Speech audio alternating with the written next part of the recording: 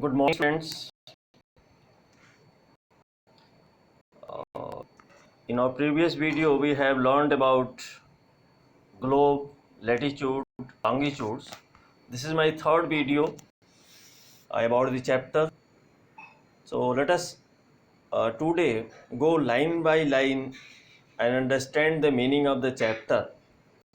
In our previous video, I have told you the definition of globe, latitude, longitude, and I have also told you the different zones, heat zones of our Earth, how it became torrid zones, moderate zones, and cold zones. So here the chapter begins about the globe. The globe is a true model miniature of the Earth. We all know it. I hope you have write down in your copy also, notebook also. This is the true model of globe. You can make this in your copy. Yesterday's home assignment was this. I have given home assignment to write down this to make a colorful picture of globe. Some of you have shown it at the Google Classroom. Here, take a big round potato or a ball पैर से knitting. मैंने आपको कल बताया था कि एक बच्ची है बता रही है कि बड़ी आलू को ले लें या किसी बाल को ले लें और उसमें आप उसको थ्रू आउट दोनों तरफ सिरों से एक नीडल घुसा देते हैं, चुभो देते हैं, तो नीडल उसका एक एक्सिस का काम करती है। लेकिन ये जो एक्सिस आप यहाँ देख रहे हैं वो पृथ्वी में कोई एक्सिस नहीं होता है। जो पृथ्वी है, जो अर्थ है, उसके लिए हम केवल एक इमेजिनरी एक्सिस की कल्पना करते हैं, उसके बारे में सोचते हैं। Then again we have learned about the equator. Equator is the imaginary line which divides the earth into two equal parts. The upper part is northern hemisphere, southern part is southern hemisphere.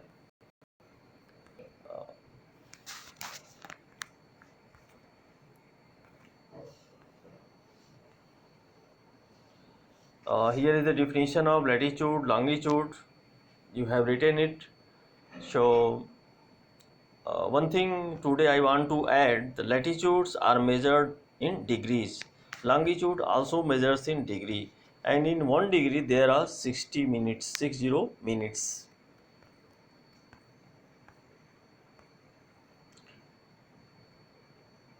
The value of each latitude is therefore followed by either the word north or south. कहने का मतलब है कि जो भी latitude है वो या तो उत्तर या दक्षिण में नपेगा, उसे मेजर किया जाएगा। अगर आपसे कहा जाए कि 23 degree north latitude, it means it is 23 degree in northern hemisphere. So northern hemisphere and southern hemisphere always measured in north and south. So you have to remember one very important aspect of the chapter, that is latitude always measured in north and south. If something is written, some degree is written in north and south, it means it describes about the latitude. If the some degree is written in east or west, then it is longitude, because longitude always measured in east or west.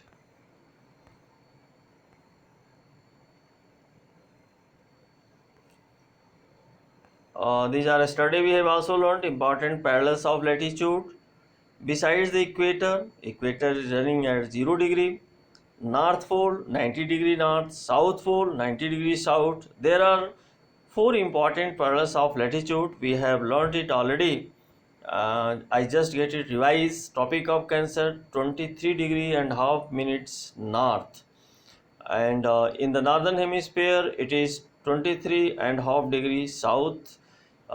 Tropic of Capricorn is southern hemisphere. Arctic Circle is 66 and half degree north of the equator. Antarctic Circle is 66 and half degree south of equator. So these are the degrees you have to remember, you have to write down in your copy.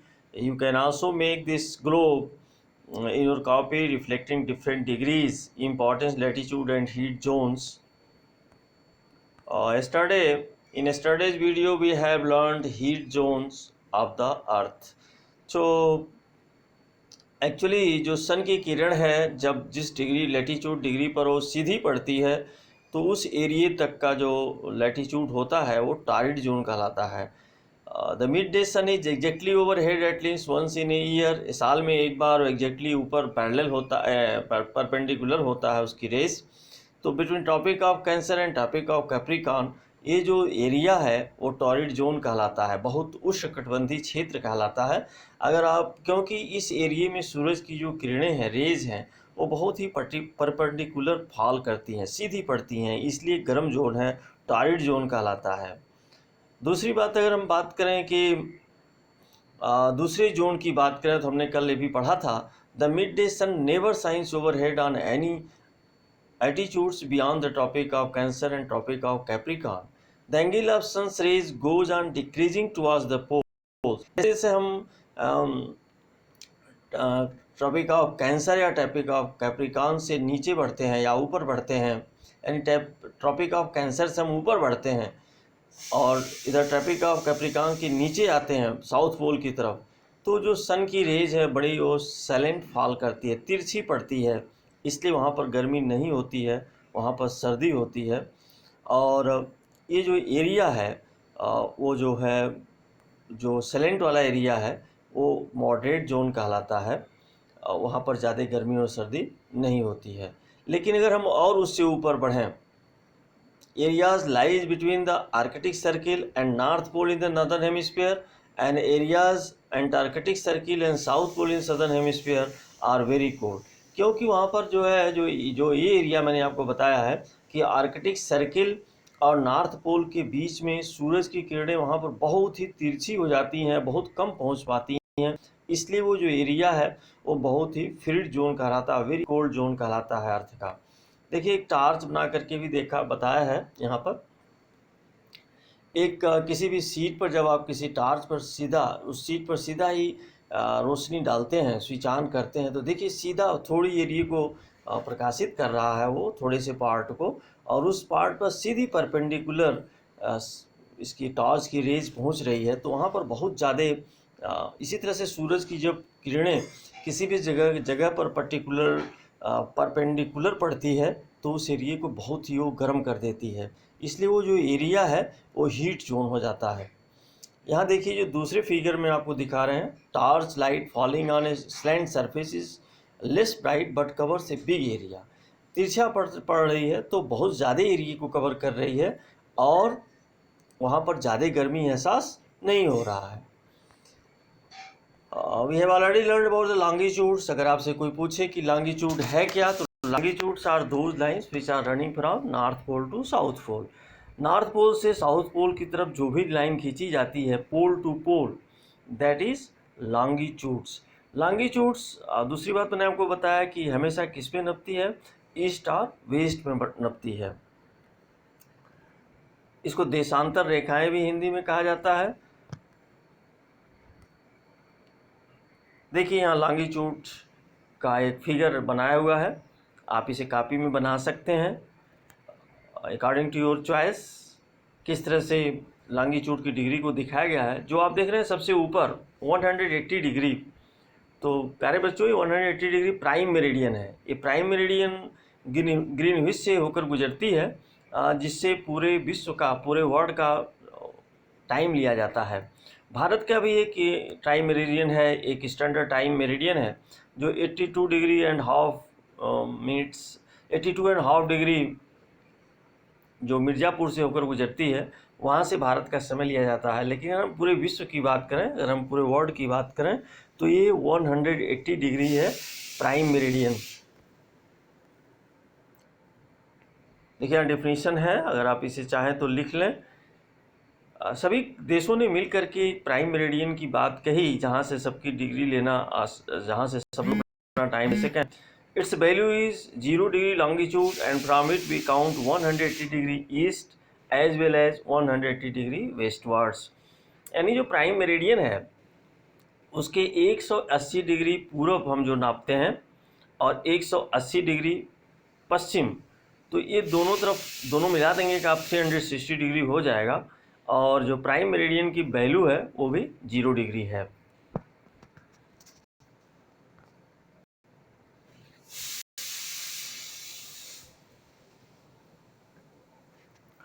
Now look at the grid of the parallels of latitude, meridians of longitude.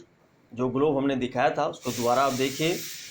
You can locate any point on the globe very easily. अगर आपको किसी जगह का latitude longitude पता है तो आप उस जगह का जो पोजीशन है बड़ी अच्छी तरह से मार्क कर सकते हैं अपने एटलस में, अपनी कापी में उसे आप दिखा सकते हैं.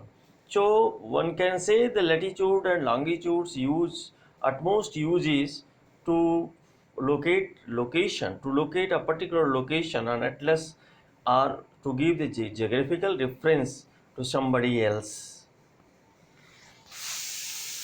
Here this is the grid of longitude and latitudes. देखिए जो longitude जो मैंने आपको बताया, पोल टू पोल जो लाइन आ रही है नॉर्थ पोल से साउथ पोल वो लॉन्गिट्यूड है, और जो पोल की तरफ बढ़ रही है जैसे इक्वेटर से ऊपर की तरफ जो बढ़ रही है, इक्वेटर से नीचे की तरफ जो आ रही है वो पैरेलल्स ऑफ लैटिट्यूड्स है. तो इसे आप समझ चुके हैं. Let us proceed further.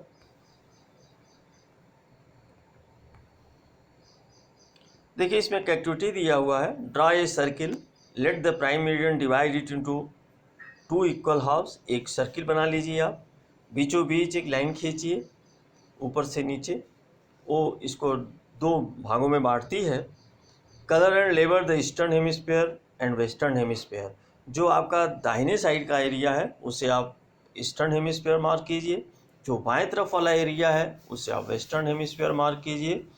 Similarly draw another circle, उसके बाद एक दूसरा सर्किल आप बनाइए एंड उसके बीचों बीच एक इक्वेटर खींचिए, और उसके ऊपर वाला, आपकी इक्वेटर के ऊपर वाला जो एरिया है वो नॉर्दर्न हेमिस्फीयर है, और उसके नीचे वाला जो एरिया है वो सदर्न हेमिस्फीयर है. तो यहाँ तक हम पढ़ेंगे आज. इसके आगे जो लॉन्गिट्यूड एंड टाइम है इसको कल पढ़ा जाएगा.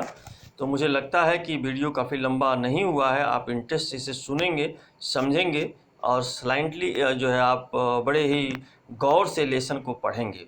Thank you very much.